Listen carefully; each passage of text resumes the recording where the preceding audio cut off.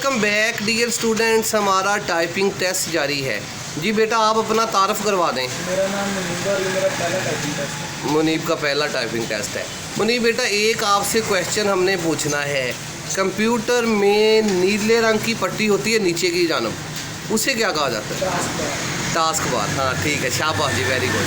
ठीक है बेटा, लिखना स्टार्ट कर दें आप। Very good.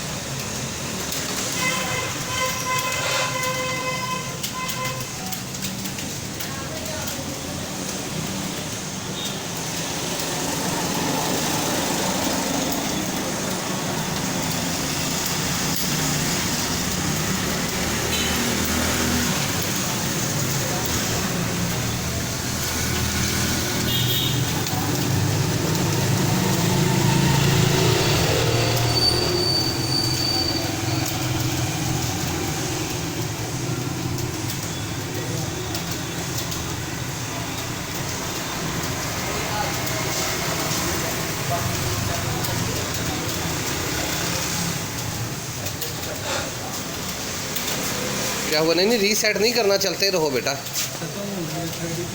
रुकें रुकें रुकें रुकें रुकें जी, रुकें। देख लेते हैं। अच्छा जी, स्कोर है 33 बस मुनीब। यार ये तो बहुत कम स्कोर है। इस हिसाब से तो आपको सिर्फ 15 नंबर दिए जाएंगे 25 में से। नेक्स्ट टाइम इंशाल्लाह। ठीक है जी, थैंक यू बेटा।